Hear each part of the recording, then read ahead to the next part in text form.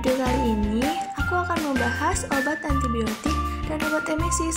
Yuk disimak baik-baik video selanjutnya. Yang pertama, kita akan membahas pengertian obat antibiotika.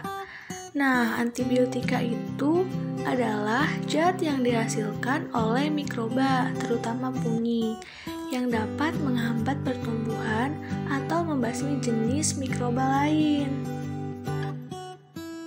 Selanjutnya, penggolongan obat antibiotika dan mekanisme kerjanya. Yang pertama, golongan obat aminoglikosida. Mekanismenya menghambat sintesis protein kuman. Dengan cara ini, terikat pada ribosom subunit 30S dan menyebabkan salah baca kode genetik yang menyebabkan terganggunya sintesis protein. Yang kedua, ada golongan obat polipeptida. Mekanismenya dengan cara mengganggu kerja lapisan terluar dari sel bakteri sehingga pertumbuhan bakteri terhambat sekaligus mematikannya. Yang ketiga, golongan obat cefalosporin. Mekanismenya menghambat sintesis dinding sel mikroba. Dan yang keempat, golongan obat chloramphenicol. Mekanismenya dengan menghambat sintesis protein kuman. Selanjutnya, golongan obat tetrasiklin. Mekanismenya berdasarkan hambatan sintesis protein pada bakteri, yaitu dengan mencegah penambahan asam amino baru pada rantai peptida yang sedang dibuat. Tetrasiklin memasuki sel mikroba dengan cara difusi pasif atau transfer aktif. Selanjutnya ada golongan obat makrolid. Mekanismenya menghambat sintesis protein kuman dengan cara berikatan secara reversibel dengan ribosom subunit 50S. Yang ketujuh, golongan obat penisilin. Mekanismenya menghambat pertumbuhan bakteri dengan jalan menghambat tahap spesifik dalam sintesis dinding sel bakteri. Dan golongan obat diaminopirimidin. Mekanismenya menghambat konversi asam dihidrofolat yang diperlukan untuk sintesis asam nukleat dan protein. Selanjutnya, kita akan membahas mengenai contoh obat dan aplikasi dalam pengobatan. Yang pertama, ada golongan obat penisilin. Contoh obatnya amoxicillin dan ampicillin. Pengaplikasiannya untuk mengobati infeksi bakteri. Penyakit yang bisa diatasi dengan penisilin antara lain infeksi saluran pernapasan, infeksi telinga tengah, atau demam rematik. Penisilin juga membunuh bakteri dengan cara menghambat pembentukan dinding sel bakteri. Yang kedua, golongan obat cefalosporin. Contoh obatnya cefalexin, cefadroxil, dan cefradin. Nah, pengaplikasiannya digunakan untuk terapi septikemia, pneumonia, meningitis, infeksi saluran empedu, peritonitis, dan infeksi saluran urin. Untuk mengetahui ketepatan penggunaan antibiotik cefalosporin, maka dilakukan evaluasi penggunaan obat cefalosporin untuk menunjang terapi pengobatan yang optimal. Selanjutnya, golongan obat tetrasiklin. Contoh obatnya tetrasilin. Nah, pengaplikasiannya untuk mengobati penyakit akibat infeksi bakteri seperti antireks, sifilis, gonore, infeksi saluran kemih, infeksi kulit, atau infeksi saluran pencernaan. Tetrasilin HCl bekerja dengan menghambat pertumbuhan dan perkembangan bakteri. Nah, yang keempat, golongan obat aminoglikosida.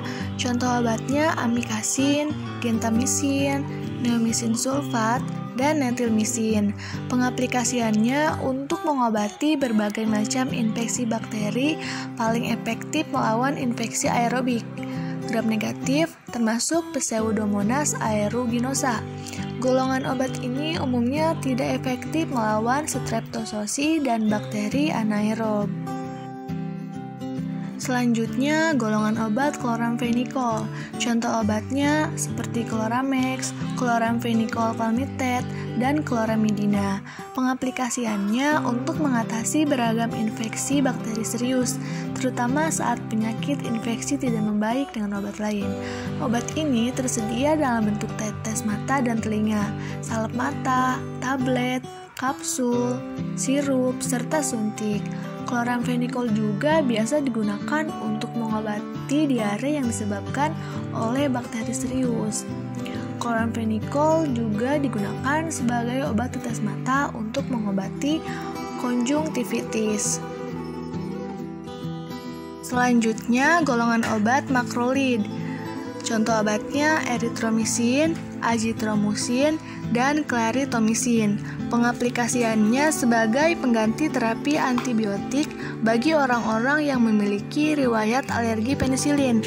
Makrolid juga digunakan untuk mengatasi infeksi bakteri yang berkaitan pada kondisi infeksi telinga, hidung, tenggorokan, misalnya otitis media, laringitis, sinusitis, tonsilitis, dan laringitis. Lalu infeksi paru-paru, misalnya pneumonia, bronkitis, dan batuk kerjaan. Lalu infeksi kulit, misalnya eczema, psoriasis, dan jerawat. Selanjutnya infeksi gigi dan mulut, misalnya gingivitis dan abses gig. Dan pada infeksi kelamin yang disebabkan oleh mikroorganisme Chlamydia. Nah, yang ketujuh, golongan obat polipeptida. Contoh obatnya basitrasin, kolistin, dan polimixin B. Pengaplikasiannya biasa digunakan untuk mengatasi infeksi kulit akibat bakteri. Antibiotik ini bermanfaat dalam mengatasi infeksi bakteri Staphylococcus aureus, Pseudomonas aeruginosa, atau Acinetobacter sp. Yang terakhir, golongan obat antimikobakterium. Contoh obatnya gentamisin, tabramycin, pramisetin, dan neomycin. Nah, pengaplikasiannya ini digunakan untuk tuberkulosa, pes, dan tularemia. Nah, selanjutnya kita akan membahas penyebab mual muntah. Yang pertama, efek samping obat. Yang kedua, gangguan sistemik atau infeksi. Yang ketiga, gangguan vestibular. Yang keempat, kehamilan. Dan yang kelima, obstruksi gastrointestinal. Selanjutnya, penyebab emesis pada ibu hamil. Yang pertama, peningkatan hormon chorionic gonadotropin. Yang kedua, peningkatan hormon progesteron. Yang ketiga, kekurangan vitamin B6. Dan yang keempat, meningkatnya sensitivitas pada bau. Nah, di sini ada mekanisme terjadinya mual sampai muntah. Ada 3 fase. Yang pertama, fase nausea, berupa kebutuhan untuk segera muntah, suatu perasaan tidak nyaman di daerah epigastrik, disertai penurunan tonus otot lambung, kontraksi, sekresi, meningkatnya aliran darah ke mukosa intestinal, hipersalivasi, keringat dingin, detak jantung meningkat, dan perubahan ritme pernapasan. Lalu yang kedua ada fase retching, gerakan yang diusahakan otot perut dan dada sebelum muntah. Isi lambung didorong ke esofagus oleh tekanan intraabnormal. Dari esofagus kembali ke lambung dengan adanya peristaltik esofagus. Dan yang terakhir ada fase vomit, pengeluaran isi lambung yang disebabkan oleh retroperistalsis, kombinasi gerakan sistem saraf otonom atau simpati dan saraf parasimpati. Selanjutnya, golongan obat dan mekanisme kerja obat emesis. Yang pertama, golongan obat antagonis serotonin. Nah, mekanisme kerjanya, obat ini akan menghambat reseptor serotonin pada sistem saraf pusat dan saluran pencernaan. Yang kedua, golongan obat phenothiazines dan butyrophenones. Nah, mekanisme kerjanya menghambat inhibitor reseptor dopamin dan muskarinik. Yang ketiga, golongan obat H1 antihistamin dan anticholinergic drugs. Mekanismenya bekerja dengan cara memblokir zat histamin yang diproduksi tubuh. Lalu yang keempat, golongan obat antagonis reseptor neurokinin. Nah, mekanismenya menghambat metabolisme obat kemoterapi. Nah, yang kelima ada golongan obat benzodiazepines. Mekanismenya meningkatkan aktivitas gamma aminobutyric acid atau GABA yang merupakan neurotransmitter yang berfungsi untuk mengurangi keaktifan dari sel saraf yang ada di otak. Dan yang terakhir, golongan obat kortikosteroid. Nah, mekanismenya ini belum diketahui. Nah, sekarang kita akan membahas contoh obat dan aplikasi dalam pengobatannya. Yang pertama, golongan obat kortikosteroid. Contoh obatnya dexamethasone dan metilprednisolone. Nah, pengaplikasiannya ini digunakan untuk mencegah mual dan muntah pasien kemoterapi. Yang kedua, golongan obat antagonis serotonin. Contoh obatnya ondansetron, granisetron, dan tropisetron. Pengaplikasiannya ini digunakan untuk pencegahan mual dan muntah pasca kemoterapi sitotoksik, pencegahan mual dan muntah pada siklus kemoterapi, pencegahan mual dan muntah pasca bedah, dan terapi mual muntah pasca bedah. Selanjutnya ada golongan obat antagonis reseptor neurokinin. Contoh obatnya aprepitan dan fosaprepitan. Pengaplikasiannya digunakan untuk pencegahan mual dan muntah akut maupun yang tertunda akibat kemoterapi sitotoksik yang mengandung cisplatin. Yang keempat, golongan obat phenothiazines dan butyrophenone.